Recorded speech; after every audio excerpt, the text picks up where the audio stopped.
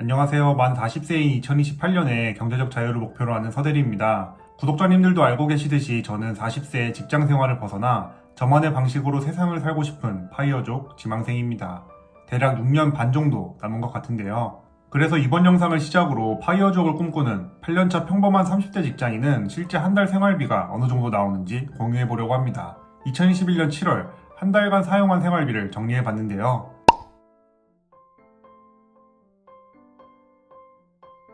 심플하게 항목별로 얼마나 사용했는지 정리해봤으니 파이어족을 목표로 하는 분들이나 30대 직장인의 한 달 생활비가 궁금한 분들이라면 이번 영상을 참고해주세요.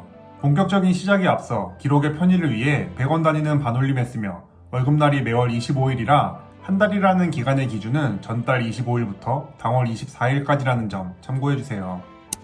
우선 7월 한 달간 서대리의 생활비는 총 201만 3천원입니다. 총 사용 금액만 보면 파이어족이라면서 돈을 너무 많이 쓰는 거 아닌가 라는 생각이 들 수 있을 것 같은데요. 이 중에서 숨만 쉬어도 나가는 고정 비용이 무려 7월 한 달 생활비의 82%에 해당하는 165만 8천원입니다. 즉, 제가 자유의지를 가지고 사용한 돈이 거의 없다는 의미입니다. 고정 비용이 뭐 일이 많냐 싶지만 하나씩 뜯어보면 줄이기가 쉽지 않은 돈들인데요. 비용이 큰 순서대로 하나씩 설명해 보겠습니다.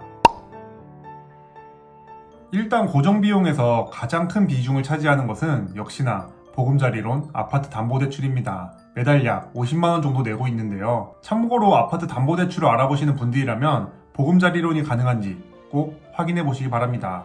보금자리론 담보대출에는 일반 은행에 담보대출이 없는 상환제도가 있기 때문인데요. 바로 체증식 상환 방식입니다. 초기 상환액이 적고 기간이 경과함에 따라 점차 상환액이 증가하는 상환 방식인데요. 만약 제가 동일한 대출금을 일반적인 원리금 균등 상환 방식으로 빌린다면 30년 동안 매달 90만원씩 갚아야 하는데 체증식 상환 방식을 이용하면 초반에 매달 갚아야 하는 돈이 40만원 넘게 확 줄어듭니다. 아무래도 소득이 크지 않은 젊은 분들에게 유리한 상환 방식입니다. 대신 갚아야 하는 돈이 매달 3천원 정도씩 늘어나긴 하지만 이렇게 40만원씩 아낀 돈들을 가지고 주식 투자를 해서 자산을 키울 수 있기 때문에 무조건 이득이라고 생각합니다. 두 번째로 큰 고정 비용은 부부 공통 생활비로 매달 35만원이 발생합니다. 장보기, 소모품 등에 사용하는 생활비 계좌에 한 사람당 25만원씩 입금하고 비상금 계좌에도 각각 10만원씩 입금하고 있습니다. 참고로 비상금 계좌에 모인 돈은 모았다가 양가 부모님들 생일 선물이나 저희 여행비 등으로 사용하고 있습니다. 세 번째로 많이 드는 비용은 보험으로 매달 22만 1천원을 지출하고 있습니다. 운전자 보험과 건강 실비 보험 등이 포함되어 있는데 개인적으로 낮출 수 있다면 낮추고 싶은 고정비 항목입니다만 아직 공부가 부족하고 워낙 복잡하다 보니 현재 미루고 있는 상태입니다. 혹시 보험 관련해서 노하우가 있는 분들이라면 추천을 부탁드립니다. 네 번째 항목은 재산세입니다. 내 집 마련을 하니까 전에 없던 재산세가 날아왔는데요.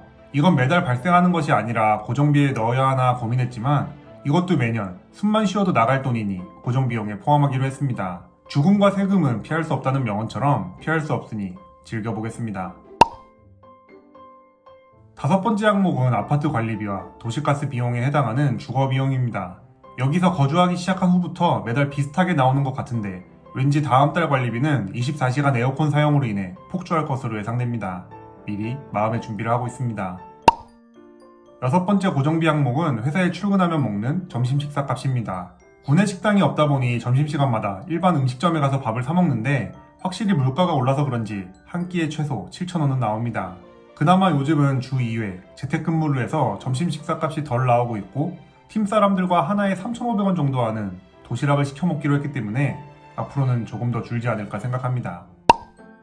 일곱 번째 고정비 항목은 통신비로 스마트폰 요금과 집 인터넷, IPTV 요금의 합입니다. 이 세 가지를 합쳐서 매달 약 6만 5천원 정도 나오는데 현재 할인받고 있는 항목은 두 가지입니다. 스마트폰 요금을 선택 약정 신청해서 매달 25% 할인을 받고 있고 인터넷 요금도 현대카드 이벤트로 매달 3만원을 할인받고 있습니다. 통신사와 인터넷을 KT로 이용하시는 구독자분들이라면 한번 알아보시면 좋을 것 같습니다. 여덟 번째 고정비는 교통비로 약 5만 7천원 정도가 나왔습니다. 출퇴근 교통비와 주말에 돌아다니는 대중교통비가 이에 해당하는데요. 평상시에는 대중교통비도 이것보다는 더 나오는데 요즘 주 2회 재택근무가 있다 보니 약간 줄어들었습니다. 참고로 택시는 1년에 한 번 정도 타기 때문에 교통비로 반영될 일이 거의 없습니다. 마지막 고정비는 서대리가 이용하는 구독 서비스 요금입니다. 매달 23,000원 정도 발생하는데 매달 집 앞으로 받아보는 한국경제신문과 멜론 스트리밍 서비스 요금이 이에 해당합니다. 특히 멜론 같은 경우는 원래 정상가가 월 1만원이 넘는데 귀찮지만 몇 가지 방법을 쓰면 월 3,000원 이하로 저렴하게 이용할 수 있습니다. 혹시 멜론 스트리밍 요금을 저렴하게 이용하는 방법에 대해서 관심 있는 분들이라면 댓글 남겨주세요. 방법을 알려드리도록 하겠습니다. 지금까지 숨만 쉬어도 나가는 고정 비용을 알아봤는데요. 이제부터는 서대리의 자유의지로 발생한 생활비도 소개해보도록 하겠습니다. 일단 2021년 7월에 서대리가 사용한 추가 비용은 약 35만 5천원입니다. 가장 많이 사용한 금액은 경조사 비용으로 7월에만 16만 4천원이 나갔습니다. 그 다음은 외식비로 14만원을 사용했는데요. 여기에는 친구들과 만나서 사용한 돈 7만원과 상반기 회사 성과급 받은 기념으로 와이프와 생어거스틴 식사 비용 7만원이 포함되어 있습니다. 그 외에 아버지 생일 기념 케이크 값으로 28,000원을 사용했습니다.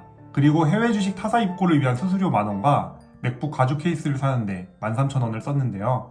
우선 타사 입고 수수료의 경우 만원을 지불했지만 결과적으로는 증권사 이벤트를 통해 31만원의 현금을 받았기 때문에 매우 효율 좋은 지출이었다고 평가하고 있으며 맥북 가죽 케이스의 경우 원래는 정가 약 20만원 정도의 감성 덩어리라 제 돈으로는 절대 사지 않을 제품이지만 회사에서 잘했다고 추가 포상금이 나와서 제 돈 13,000원을 보태서 구매해봤습니다.